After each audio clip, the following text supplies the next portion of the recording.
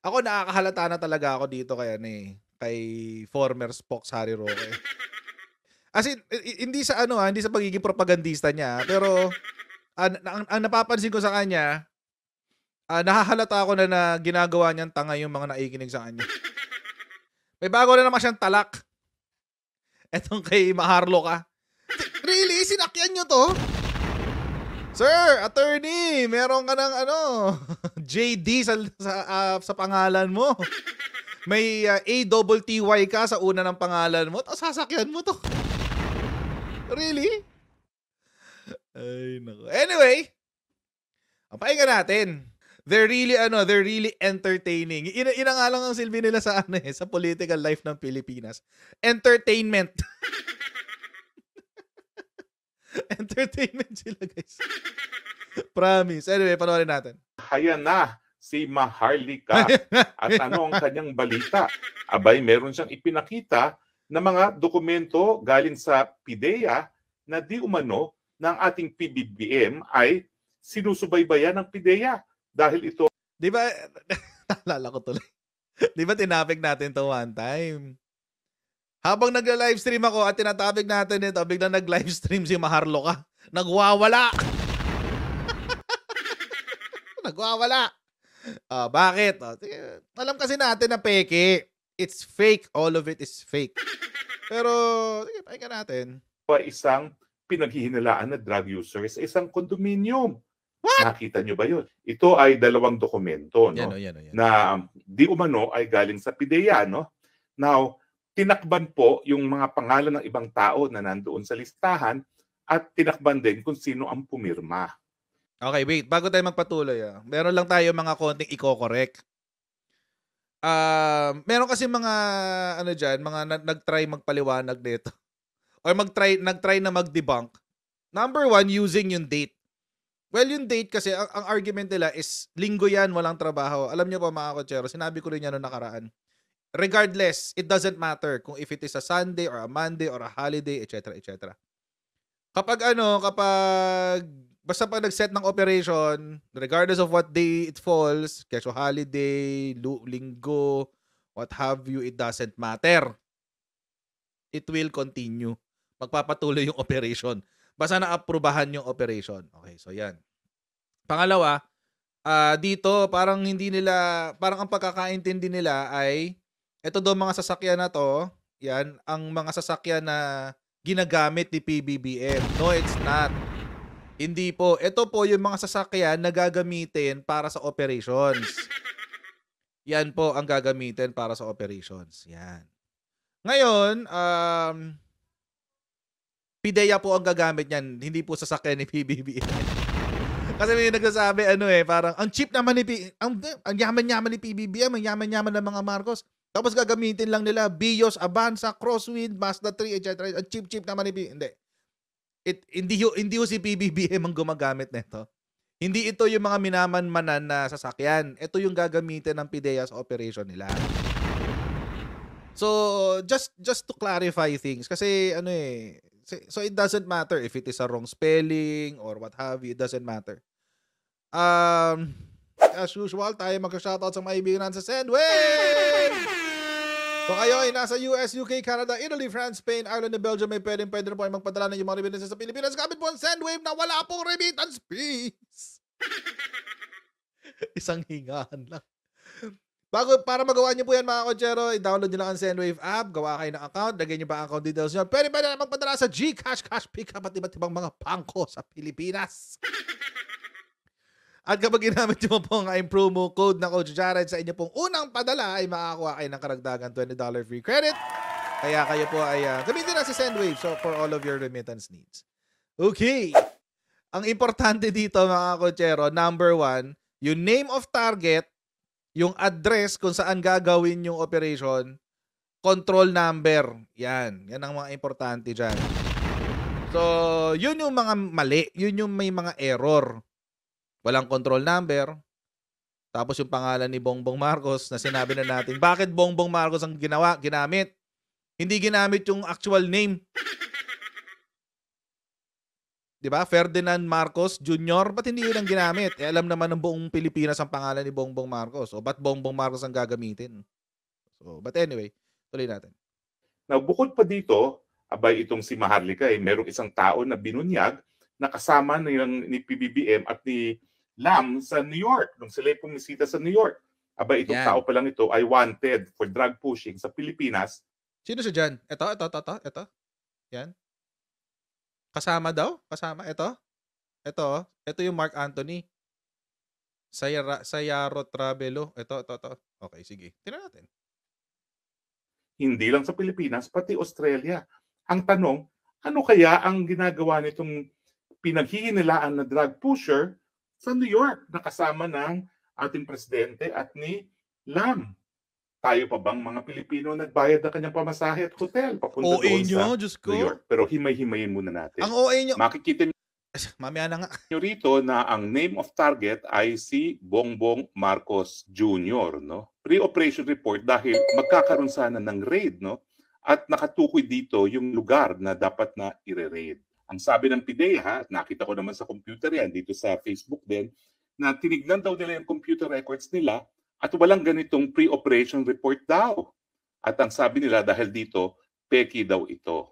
Totoo po na kapag electronic document, meron tayong electronic evidence rule na para ma-authenticate yan, dapat kukuha tayo ng authentication doon sa server o yung pinanggalingan ng dokumento. Okay. Kailangan meron yan, kumbaga, cyber signature. Pero kung titignan nyo itong dalawang dokumentong ito, hindi naman ito electronic documents. Ito ay ordinaryong papel. Ito nga ay fill in the blanks. Hindi po ito electronic document na kinakailangan patunayan sa pamamagitan ng e-evidence rule. So paano po ito mapapatunayan sa hukuman? Ha? Well, kinakailangan yung original, unang-una. Tapos meron ditong nakapirma, kinakailangan i-presenta yung testimonya na pumirma at sabihin, pirma ko nga yan. Tapos mamarkahan Exhibit A, Exhibit B, yung pirma niya, A-1, yung pirma na sa second page, A-B-1. Wala pong kinalaman ang electronic evidence dito. So ano yung sinasabi ng PIDEA na wala sa kanilang computer list itong pre-operation report? AI pa raw ang pumeke. Sos Mariosep naman, sa papel na ganito, hindi na po kinakailangan ng AI. Hindi na talaga kailangan ng AI dyan, mga kotsero. Photoshop lang. Photoshop lang ang kailangan nyo dyan. Okay na. PPKN yan. Pero kung PPKN naman yan, bakit pre-operation report yan? Dapat sinabi na dito, confirm. Ang denial ay mali. Kasi ang ini-invoke nila, electronic evidence rule. Okay. Ito yung sinasabi ito yung sinasabi basically ni Attorney Harry Roque. Si PIDEA kasi, di ba, naglabas ng statement. Ang sinabi ni PIDEA, wala daw sa electronic database nila ito. Itong operation na to. Wala daw sa electronic database nila. Ngayon, mga kotsero, we have to look back at history. Remember the date. Take note of the date. That's 2012. Hindi pa electronic ang gobyerno natin yan. That's how long? 12 years ago? 2024 na. That's 12 years ago. Hindi pa po electronic ang ating gobyerno. Di pa. I know because I started working as a consultant in government agencies during this time. 2012, 2011, 2012. Lahat sila hard copy. Lahat hard copy. Konti pa lang ang electronic nun. Konti pa lang. Okay. Bakit ko po minention yan? Kasi po, ang ina-argue ni Attorney Harry Roque, hindi daw pwedeng maging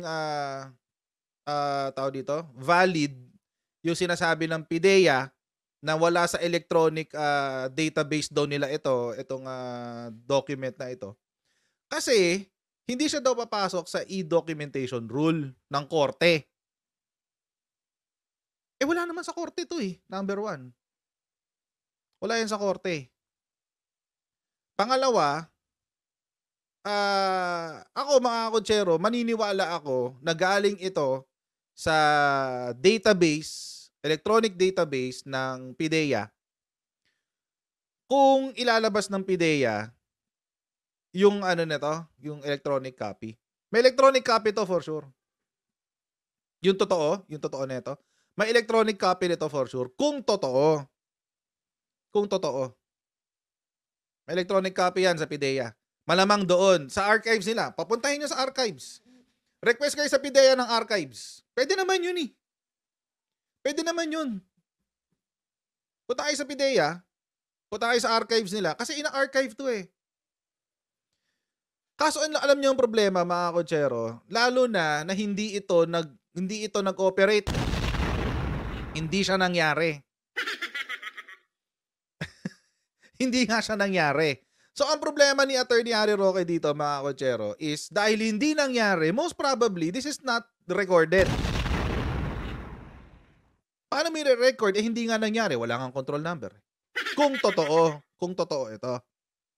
Kung totoo.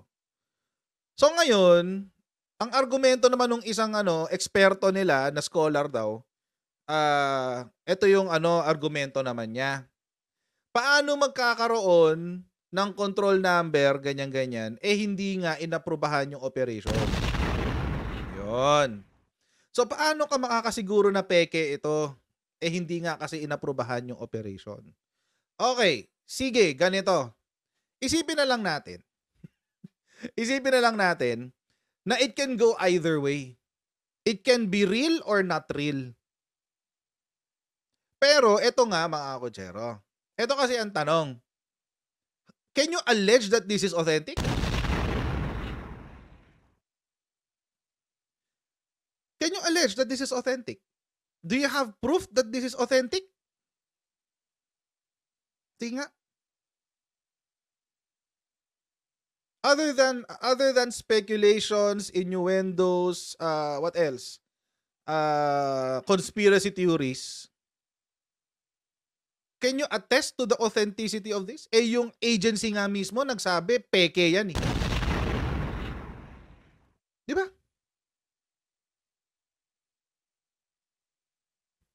Sabihin na natin dahil hindi naman siya natuloy, so hindi siya papasok sa database. Hindi nga kasi inaprubahan ng PIDEA, which again, mga kakotsero, it boggles my mind. Because it's PIDEA, it is under the office of the president. Ang panahon na to, 2012, si Panot Aquino yan. And Panot Aquino is the most vindictive president that we had in Philippine history. Bakit? Bakit vindictive? Vindictive ibig sabihin mapaghigante. Bakit? Baka nakakalimutan nyo si Antonio Carpio. Baka nakakalimutan nyo si Antonio Carpio. Baka lang. Hindi pa si Antonio Carpio. Renato Corona, not Antonio Carpio, sorry. Renato Corona. Baka nakakalimutan nyo si Renato Corona. Si Renato Corona, mga kotsero, ay merong pinagdesisyonan na kaso tungkol sa Hacienda Luisita. Ipinag-utos niya na ang Hacienda Luisita ay ibigay sa mga magsasaka. Pinag-utos niya yan. Anong ginawa ng Panot Aquino? Ang ginawa niya, pina-impeach. Naalala niyo yung impeachment ni Corona? Ang daming illegal na ginawa doon. Alam niyo yung ending nun? Sa ALN. Na-impeach siya dahil hindi raw dineclare ni Antonio Corona. Lagi ko sa napapaligtad. Ni Renato Corona ang kanyang dollar account sa SALN. Which is, mga kotsero, is not a requirement sa SALN. Take note. Hindi requirement sa SALN ang hindi required isama sa SALN ang mga dollar accounts.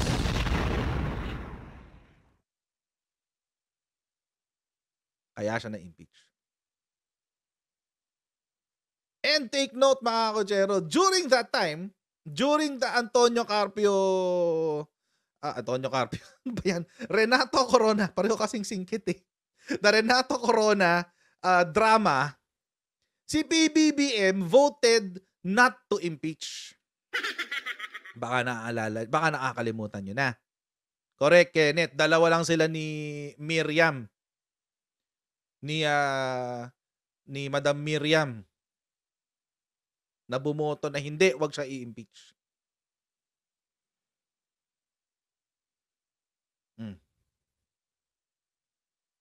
For all we know, mga kakotsero, etong pre-operation report na to, ginawa laban kay PBBM. For all we know, during that time.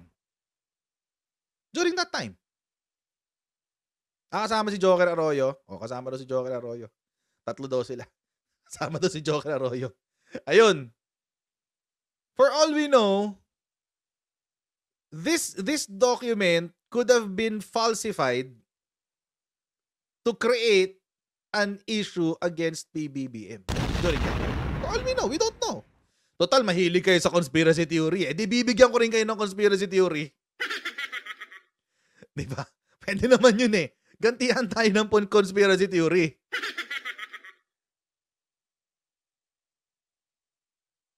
So yun. Kaya siguro mali-mali. At kaya siguro walang control number.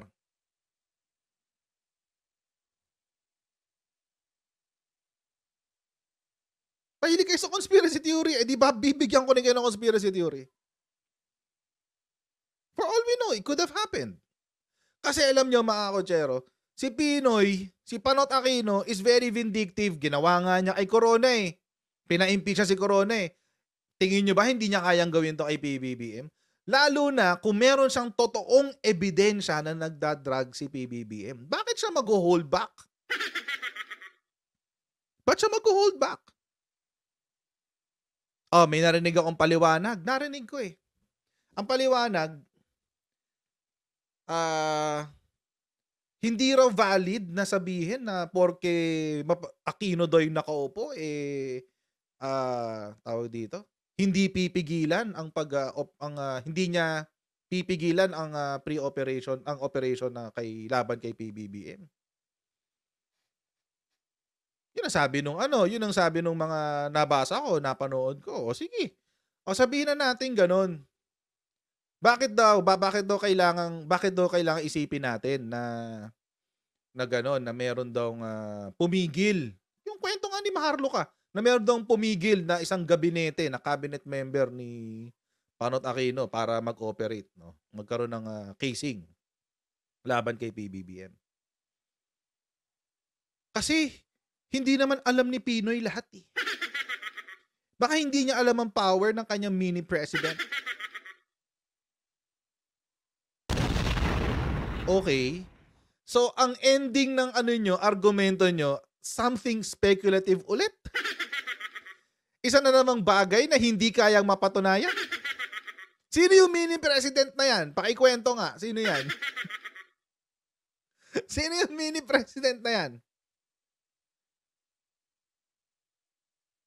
Sino ba ang ES ni Sino ba ang ES ni Panot Aquino? Yan natin. Aquino, executive.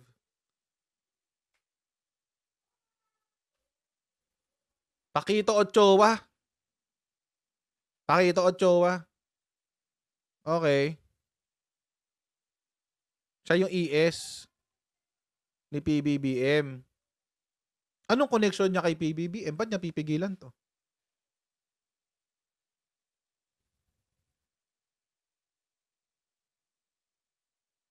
Most law office.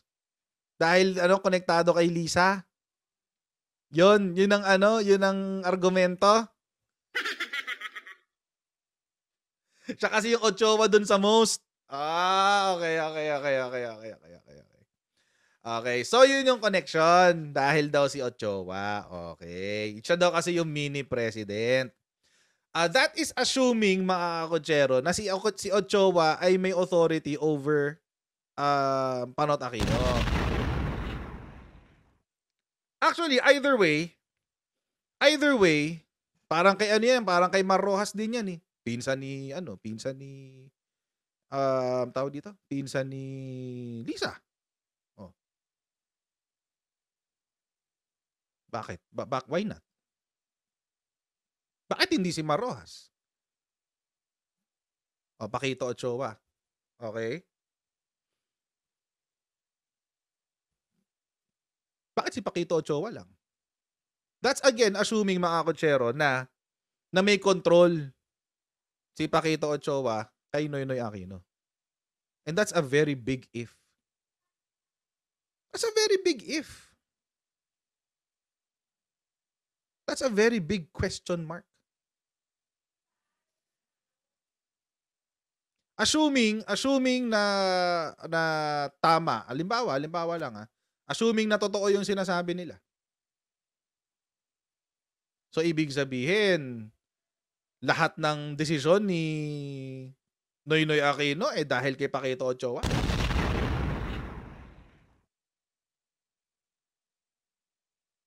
Pwede ba yun?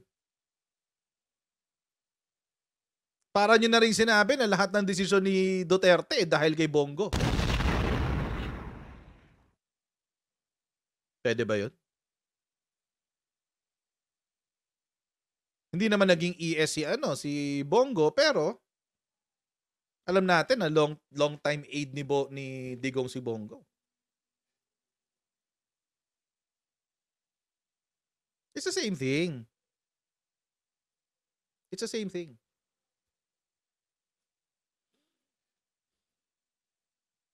It's the same thing. So parang ang weird ang weird nung conspiracy theory talaga. And this is all they have. This is all they have. Ito lang ang meron sila. Conspiracy theories.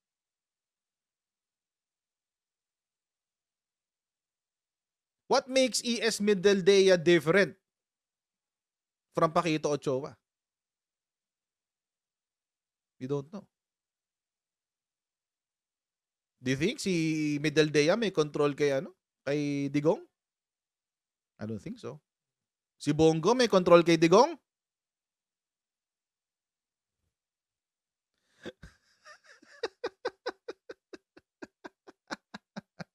No comment. No comment. So, yon. Hindi natin alam. We don't know. We don't really know. All of those are speculations. Pero alam nyo, ito na lang mga kotsero. Just so we can put this to rest. Total naman, si Attorney Harry Roque ay isang abogado. Ba't hindi siya mag-file ng impeachment? Diba? Actually, any citizen naman yan eh. Bakit yung mga naniniwala dito sa pre-operation report na to, authority to operate tungkol kay Bongbong Marcos, ba't hindi kayo mag-file ng impeachment? Huwag nyong gagawin sa amin yung excuse na kontrolado ni Bongbong Marcos yung Congress etc. etc. So what? Ipaglaban nyo talaga. Daanin nyo sa tama. Kung talagang naniniwala kayo dito, mag-file kayo ng impeachment. File kayo. Cowaranto, it will depend if PBBM was not qualified to run for presidency in the first place. Doon lang papasok yung Cowaranto. Kung hindi siya qualified to run for presidency in the first place, pwede yung Cowaranto. Pero most probably, this is impeachment. Kumbinsido kayo eh. Diba? Huwag nyo kaming daanin sa puro speculation, puro kwento-kwento. Nasasanay kayo eh. Diyan kayo sanay eh. Yan ba yung tinuro sa inyo sa China? Nag-workshop kayo? Daanin lang sa kwento-kwento? Pinost nyo kasi eh. Kaya nalaman namin lahat na nag-workshop kayo sa China. Yun ba? Yun ba ang tinuro sa inyo? Mention a lie often enough, it becomes true? Ganun ba yun? Natuloy natin to. Hindi naman applicable ang e-evidence rule. Ang applicable lang dito, nasaan ang original at sino yung pumirma at paninindigan ba ng taong pumirma. Okay. O pwede nang gamitin yan sa hukuman. Pero ang punto, mga kaibigan, wala naman tayo sa korte. Okay. Tayo po ay nasa korte ng public opinion. Mm-hmm. Hindi naman makuhusga ang West kung yan ay tatanggapin dahil hindi naman sila nasa sakdal sa kahit anong kaso. Right. So, ang mga tao dapat hindi masyadong technical. Okay. Bagamat, dapat nga sabihin natin, paniniwalaan natin yan kung yung pumirma ay paninindigan niya na pirma nga niya yan. Mhm. Pero anong halaga niyang PDEA report na yan? Sige. Well, kasi nga po, si dating Presidente Rodrigo Roa Duterte sa Davao, sinabi niya na nung siya ay mayor pa, binigyan na siya ng ebidensya ng PDEA na gumagamit ng droga si PBBM. At mukhang itong PDEA documents nito ay ebidensya nga na pinaghihinalaan na gumagamit ng droga si PBBM. Paano naging ebidensya? Authentic ba in the first place, attorney? Lawyer ka naman, alam mo yan. Sabi nga ni Attorney Roque, wag daw tayo maging masyadong technical, hindi naman daw totoong korte. This is only the court of public opinion. Sige, wag tayo maging technical. Paano pag sinabi ko na si Attorney Harry Roque ay nagtuturo sa mga CPP, NPA? Ayan, may picture oh. Ebidensya yan. Kasama si Attorney Harry Roque sa CPP, NPA, guys. Maniwala kayo. Ayan, ebidensya, may picture. Pa-zoom? O, zoom natin. O, ayan, o. Si Attorney Harry Roque yan. O. Kasama niya, mga NPA, o. Ayan, o. O. Wag na natin daanin sa authentication to. Wag na. Importante may picture. See how stupid the argument of Attorney Harry Roque is? By the way, may nagko-comment. Photoshop naman yan kung siya. I know, obvious yan. Kinuha ko yan dito. Ako nag-Photoshop niyan. Ako ang nag-Photoshop niyan. Actually, hindi pa nga sa Photoshop yan. Sa telepono ko lang ginawa yan eh. See? See how stupid the argument of Attorney Harry Roque is? Huwag na natin i-validate yung PDEA. Ang importante, may ebidensya galing PDEA. Ganyan tayo ginagawang tanga ni Attorney Harry Roque dito. Sarcasm lang ni Coach yan. Oo. I just wanted to make a point. I wanted to make a point. Kapag nakakita ka ng ganitong ebidensya, regardless, evidence, quote-unquote, regardless kung sino ang tao dyan, you need to authenticate it. You need to validate it bago ka maniwala. You need to validate it. You need to make sure na yung tinitignan mong ebidensya ay katotohanan, hindi fabricated. Obviously, this is fabricated. I myself created this. I fabricated it.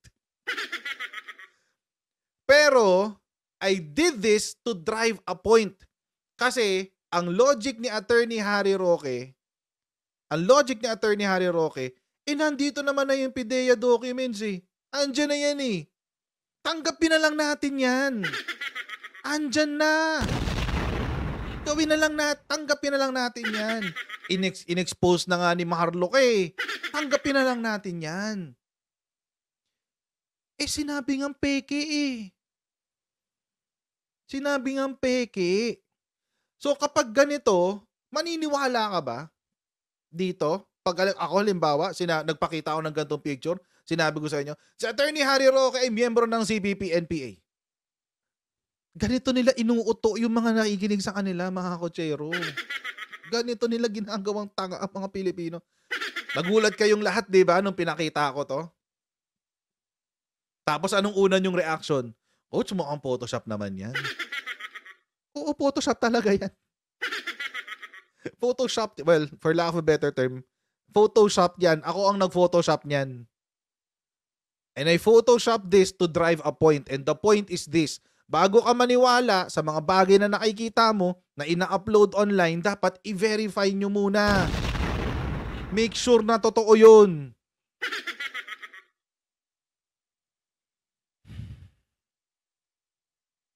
This may sound ridiculous. Nakakatawang painggan, di ba? Pero ito kasi yung tinuturo nila eh. Ito yung ginagawa nila eh.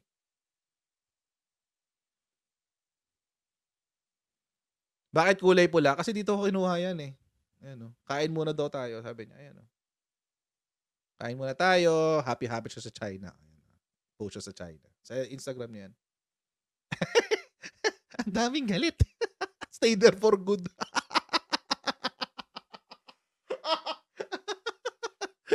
Ang dami galit, oh.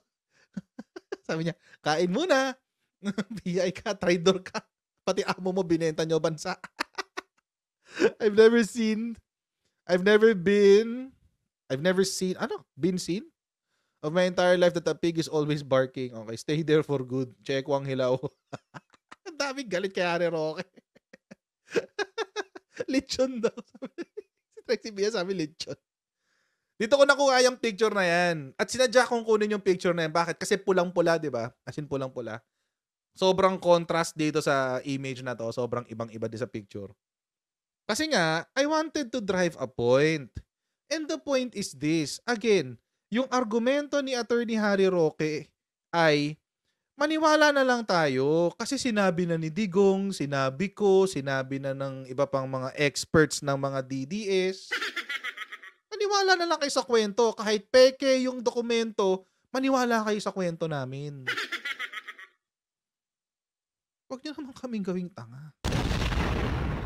Ginagawa niyo naman kaming inutil. Po'y corroborative doon sa PIDEA documents nito ay ebidensya nga na pinaghihinalaan na gumagamit ng droga si PBBM. Kahit peke. So kumbaga, kahit peke daw. Kahit peke. Itong ebidensyang ito, bagamat hindi siya electronic evidence at hindi kinakailangan patunayan sa pamamagitan ng e-evidence, ito po'y corroborative. Corroborative? Ano yung corroborative? Peke nga! Ang kukulit nyo! Paano magiging corroborative ang isang bagay na peke? It's like a false testimony. Sa ibang salita, pagsisinungaling. Doon sa sinabi ng ating dating Pangulo.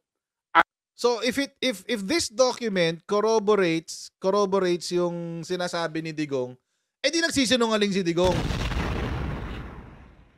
Hindi nyo iniisip mga epekto na sinasabi nyo, no? So obviously, nagsisinungaling si Digong.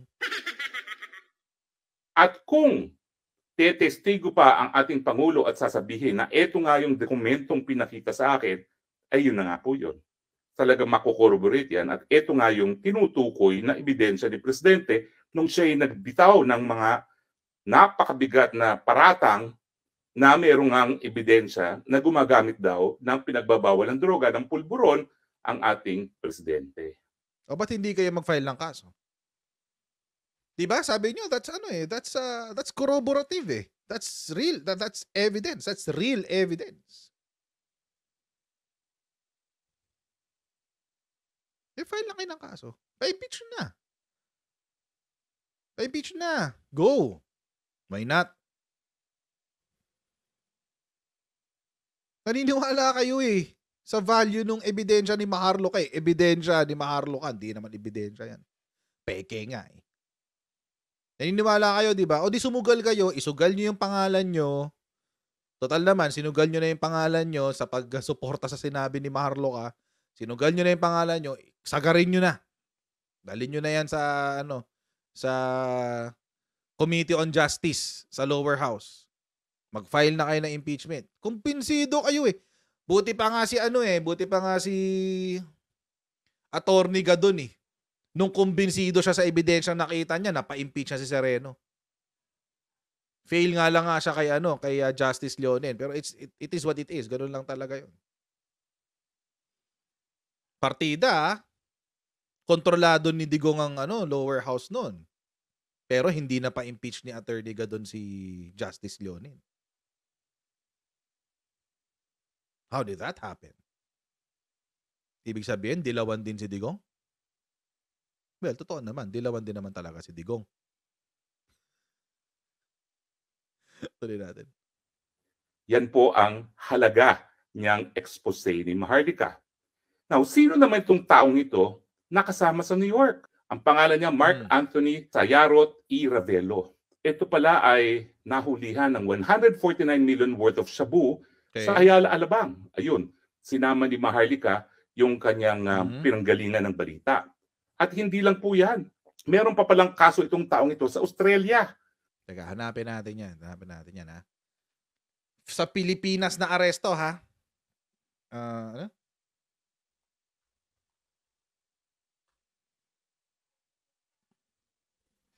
Okay, tingnan natin.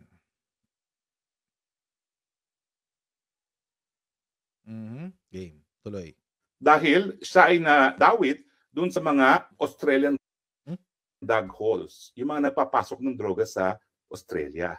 Si Mark Anthony Sayarot E. Ravelo nandoon malapit kay PBBM at kay LAM nung sila'y nagpunta sa New York. Hindi naman nagpapapicture lang itong si Mark Anthony Sayarot. Kasama talaga siya ni PBBM at ni LAM. Ano ang ginagawa ng isang pinaghihinalaan na drug pusher, hindi lang sa Pilipinas, kundi sa Australia, kasama ng presidente at ng first lady sa isang opisyal na trip sa New York? Kabahagi ba talaga?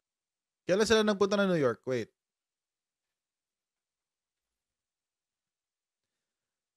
Sabihin na natin let's play the devil's advocate. Sabihin natin talaga na siya ay drug pusher. Sabihin natin drug pusher. Napicturean siya. Napicturean lang Hindi ko alam kung nagpa-picture or napicturean lang. Nakasama sa state visit sa New York. Malay ba natin kung hindi natin alam what are the circumstances behind this? Hindi natin alam. Kung paano na-picturean, etc. etc. Okay. Tapos, after a few months, from September, October, November, December, after 3 months, nahuli ng PIDEA na may shabu. So, anong connect?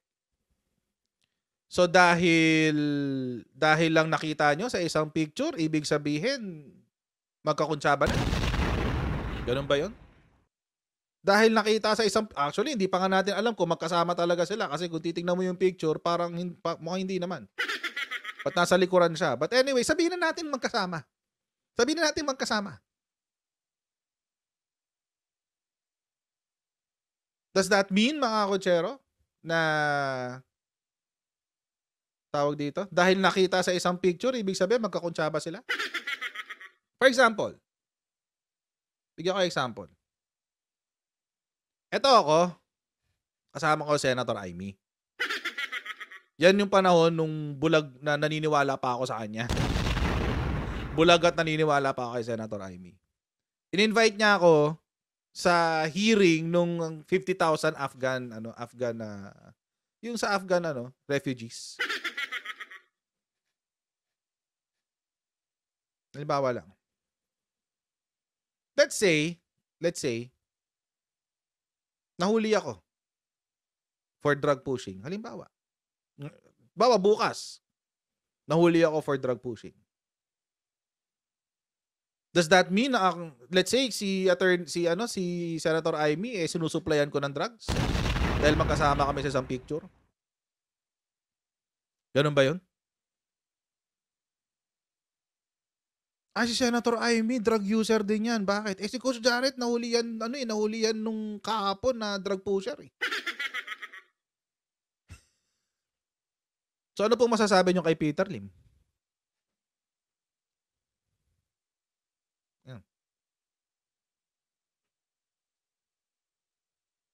Si Jeffrey Tupas.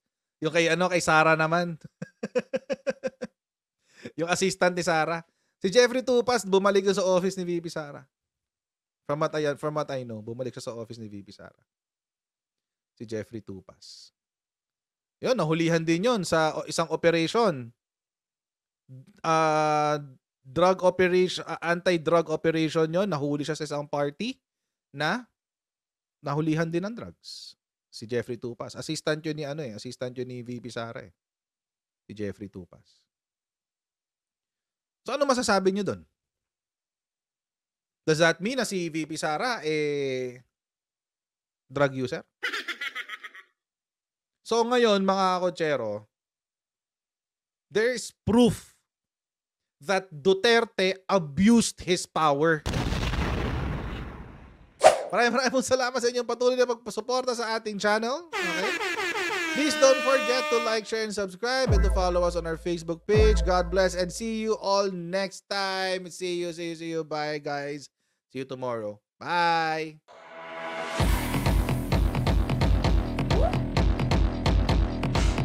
Pag ganun. Huwag natin gawing tanga mga Pilipino. Mas maganda kasi nasa lugar mo ng tama kaysa yung pinipilit mo yung pagkakamali.